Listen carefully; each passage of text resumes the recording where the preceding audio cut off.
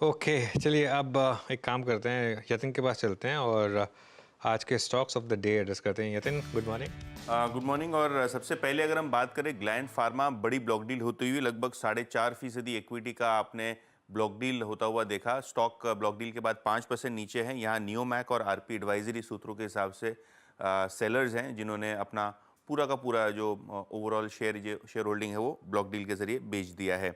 इसके अलावा सूला विनयार्ड्स, यहाँ भी आपने बहुत शानदार Q4 का अपडेट देखा है। वाइन टूरिज्म लगभग 31% ऊपर, और जो ब्रांड सेल्स हैं, ओन ब्रांड सेल्स, यहाँ 9% की ग्रोथ आती हुई नज़र पड़ी है। और इस क्वार्टरली अपडेट के बाद शेयर में 3% का इजाफा। और आखिर में दिलीप बिल्डकॉन L1 बिडर हुए हैं ये हरियाणा रेल डेवलपमेंट कॉरपोरेशन के एक प्रोजेक्ट के लिए, जिसकी कुल वैल्यू है लगभग 1100 करोड़ रुपए। और इस ऑर्डर विन के बाद शेयर में लगभग 3% की शुरुआती तेजी आप देख रहे हैं। ओके, दिलीप बिल्डकॉन 1092 पे और सूला विनयार्ड्स, ये आज के स्टॉक्स ऑफ द डे की लिस्ट में अपीयर होते हुए लिखा है ये स्क्रीन पे। और ग्लैंड फार्मा इस वक्त करीब करीब 5.25 रुपये नीचे, 5.5% नीचे, 96 रुपये 70 पैसे के लॉसेस के साथ ट्रेड करता हुआ।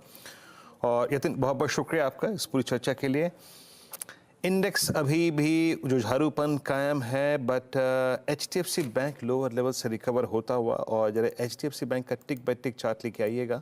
रिकवर हो रहा है, but trouble zone as of now इसके लिए है करीब करीब 1555 1560 का स्तर। एक हल्का सा लेवल पे डिस्कशन कर लेते हैं इस पे। आपकी राय अमित जी, HDFC बैंक को कैसे रीड कर पा रहे हैं आप? हल्की सी रिकवरी आई है लोअर लेवल से, रिकवरी उस पॉइंट से आई है जो कि कल और परसों के सेशन की लोवेस्ट ट्रैजेक्टरी है। आपका सेंस? जी वीरेन जी, HDFC बैंक ने एक क्रूशियल गैप 200 एमआ लगभग 1530 1540 का लेवल एक क्रॉस कर लिया था 2 दिनों पहले। तो मुझे लगता है थोड़ा सा स्टॉक यहाँ पे कंसोलिडेशन कर रहा है, ट्रेजेक्टरी अपवर्ड है। कोई मोमेंटम डेफिनेटली थोड़ा सा लैकिंग है, बट 1535 1540 एक अच्छा जोन है। यहाँ पे भी एक बाय बनाया जा सकता है। स्टॉप लॉस लगभग रखेंगे 1535 का, एंड स्लोली एंड स्टेडली मेरे को लगता है यहाँ पे 1575 1590 के टारगेट्स 2 से 3 दिनों में अनफोल्ड होंगे।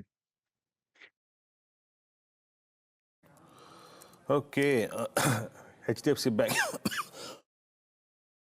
पे ट्रेड करता हुआ। अच्छा, मैं बहुत देर से अवॉइड कर रहा था, लेकिन एक स्टॉक जो कि सीधे धीरे धीरे अपीयर हो रहा है मेरी शीट पे, और ये मेरे ख्याल से मैंने परसों इसका जिक्र किया भी था, बट ये फिजल आउट हो जाता है। दिक्कत इसमें ये है, और वो है ITC 430।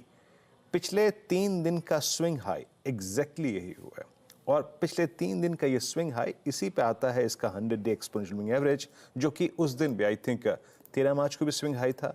यही हाई था 28 मार्च को भी। मानस, आपकी रीडिंग क्या कह रही है? अब कोई भी एवरेज अगर इतनी बार टेस्ट होगा तो उसका ब्रीच होने का चांसेस 90 to 99% हो ही जाता है। क्या वो दिन नज़दीक खड़ा है क्या 430-60 पर? और कौन सा ऐसा थ्रेशोल्ड पॉइंट होगा आपके मुताबिक जिसके बाद इसको चेस करना चाहिए? देखिए, मेरा व्यू आईटीसी पे बुलिश है। मेरा समझना है कि कंसोलिडेशन के बाद हमें ऊपर की तरफ ब्रेकआउट देखने को मिलेगा, तो कम से कम 450 रुपए तक के भाव आपको आईटीसी में देखने को मिल जाएंगे। तो अगर बेट लेना होगा तो लॉन्ग साइड पे ही होगा। या तो आप कैश में एक ट्रेड ले रहे हैं तो 422 के स्टॉप लॉस से एक लॉन्ग साइड पे ट्रेड लीजिए 450 के टारगेट के लिए। लेकिन बेहतर ट्रेड रहेगा कि ऑप्शन के थ्रू इस ट्रेड को लें। At the money call option, जो कि 430 वाला कॉल ऑप्शन 7 रुपए 90 पैसे पे ट्रेड हो रहा है, वहां पर 4 रुपए 50 पैसे के स्टॉप लॉस से आपको एक ट्रेड लेना है। लॉन्ग साइड पे इस ऑप्शन में ट्रेड लीजिए और टारगेट 20 रुपए के आसपास सेट करके रखिए। ओके, मीनवाइल मार्केट अब शानदार मोमेंटम दिखा रहा है वापस, लोअर लेवल से अच्छी रिकवरी, डिप के बाद डिप में बाय। देखिए, डिप में बाय, और अब मार्केट अब निकालने की कोशिश कर रहा है डे हाई। अच्छा, गेल में अच्छा मोमेंटम है। अमित सेठ जी, कोई व्यू है आपका गेल पर? अगर आपने चार्ट देखा हो स्टॉक का, तो पिछले 3-4 दिन से स्ट्रेंथ रही है यहाँ पर।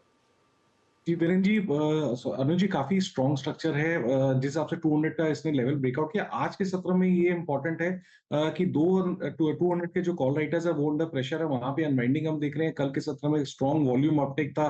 तो 200 का बेस एक स्ट्रॉन्ग 200 201 का स्ट्रॉन्ग बेस हो गया। मुझे लगता है ये स्टॉक 210 215 की तरफ बढ़ रहा है गेल।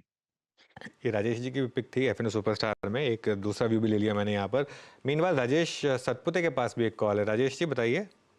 अनुज जी, मुझे लगता है यहाँ पे फेडरल बैंक पे नजर होनी चाहिए। यहाँ पे क्लियर कट ब्रेकआउट आ रहा है। एक रेंज थी, इसने अपना सपोर्ट टेस्ट किया 156 का, 156 15650 का एक रेजिस्टेंस था। अब मुझे लगता है इस रेजिस्टेंस को इसने सरपास किया है, तो इसका आज का स्विंग का टारगेट होगा 164, और वो निकल गया तो फिर मुझे लगता है 167 तक जगह होगी। So federal bank is a buy, stop loss भी छोटा होगा 150 154.80 का। जी हाँ, फेडरल बैंक। और मीन भाई आप लेके आइए एक बार जरा निफ्टी मेटल इंडेक्स। याद रखिएगा कल निफ्टी मेटल में कल वीकनेस के साथ शुरुआत हुई थी, लेकिन जाते जाते वो अपना झंडा गाड़ गया था जनाब कि मैं टिकने वाला नहीं हूँ नीचे और मैं स्ट्रांग हूँ। स्ट्रेंथ दिखाई उसने, लोअर वाइल लोअर शेरो थी and now it's I think 8853 all time high Nifty metal index. Hindustan copper, NALCO, उसके बाद सेल, उसके बाद हिंडाल्को, एनएमडीसी, सारे के सारे गिनेस के साइड पे खड़े हुए। अनुज जी, ये कहते तो सिक्लिकल है, लेकिन इस बार की ये स्विंग इसकी ऑलमोस्ट आप देखिए 14 मार्च को इसका प्राइस था 7650। अब ये इंडेक्स गजब ढाता हुआ है, सारे स्टॉक्स आप फेरस नॉन फेरस सारे ग्रुप पर। ये चेस करने का टाइम है मैं तो इसको इस वक्त। वीरू, इसका 1 साल का चार्ट देखते हैं। आई थिंक पता नहीं, आप मेरे ख्याल से आपको याद होगा हमने इसका एक बात की थी कि इसमें निफ्टी मेटल्स ETF के थ्रू आप चेस करिए। हालांकि जब हमने ये इस चीज़ की बात की थी तब हमारा व्यू जो था वो कम्प्लीटली अलग रीज़न से था। तब वो बात चाइना की रिकवरी को लेकर थी, लेकिन उसके बाद यहाँ पर थीसिस प्ले आउट हुआ अमेरिकन रिकवरी का, इंडिया की खुद की स्ट्रॉन्ग डोमेस्टिक इकोनॉमी का, और ऑब्वियसली कुछ हद तक चाइना का भी, और प्लस रेट कट्स। ये साल रेट कट आना है, अब जून में आए या उसके बाद आए, लेकिन रेट कट आना है। गोल्ड क्यों भाग रहा है इतना? इसीलिए भाग रहा है ना, तो मेटल्स इसीलिए भाग रहे हैं बेसिकली, क्योंकि अब रेट कट आना है। और मेरे ख्याल से स्ट्रॉन्ग मेटल स्टॉक्स में आपको अब कैरी करना है। ऑब्वियसली इसमें थोड़ा सा आपको दिल मजबूत रखना होगा कि बीच बीच में करेक्शंस ब्रूटल होती हैं इसमें। अगर वो आप नहीं ले सकते तो ये सेक्टर आपके लिए नहीं है, लेकिन अगर आप वो करेक्शंस ले सकते हैं बीच बीच में तो बड़ा पैसा बनेगा मेटल से। मुझे लग रहा है यहाँ से भी कुछ मेटल स्टॉक्स यहाँ से भी अगले 1 साल में 30 से 40% के रिटर्न्स आपको कमा के दे सकते हैं। लार्ज कैप स्टॉक्स की बात कर रहा हूँ मैं, मिड कैप में तो डबल हो सकते हैं, लार्ज कैप स्टॉक्स आपको 30-40% के रिटर्न दे सकते हैं यहाँ से मेटल्स में, वो रेट कट साइकिल के बेसिस पर। ओके मानस, आपकी रीडिंग मेटल्स में आपको क्या इंप्रेस कर रहा है इस वक्त?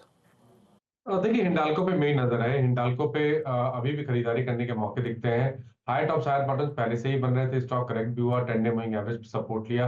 और अगर हमें एक टेक्निकल टारगेट पोजिशनल बेसिस पे सेट करने हो तो वो 605 के आते हैं। करंट लेवल से 20 रुपए का आपको हिंडाल्को में देखने को मिल सकता है।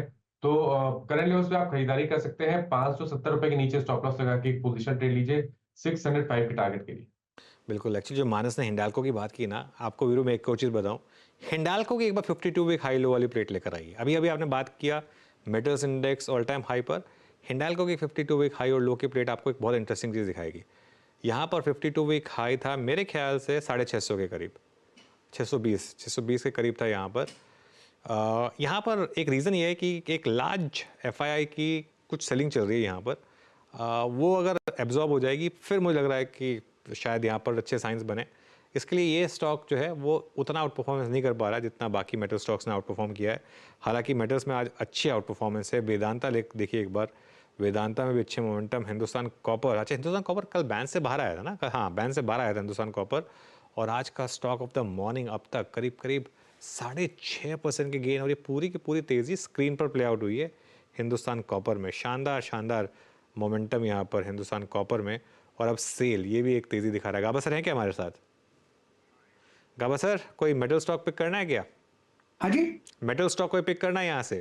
बिल्कुल बिल्कुल। मेटल्स मुझे अच्छा लगता है, उसमें लगता है नेशनल एल्यूमिनियम। आपने हिंडाल्को की बात की, मुझे नेशनल एल्यूमिनियम अच्छा लगता है। जो सेटअप है इसमें बहुत ही बढ़िया है। ट्रेड कर रहा है करीब 183, जा रहा है 200 की तरफ, जहां से 17 रुपए का आपको अब भी बाकी है। आज का लो है 174 175 के आसपास, वही स्टॉप लगाकर चले तो अच्छा रहेगा, क्योंकि 3 दिन के कंसोलिडेशन के बाद आज एक ब्रेकआउट मिला है और यहाँ पर रेजिस्टेंस नहीं है नेशनल एल्यूमिनियम। और ये स्टॉक मैंने रेकमेंड किया हुआ क्लाइंट्स को। यस, बता दें कि मनी कंट्रोल पर दिए गए विचार एक्सपर्ट्स के अपने निजी विचार होते हैं। वेबसाइट या मैनेजमेंट इसके लिए उत्तरदायी नहीं है। यूजर्स को मनी कंट्रोल की सलाह है कि कोई भी निवेश निर्णय लेने से पहले सर्टिफाइड एक्सपर्ट की सलाह लें।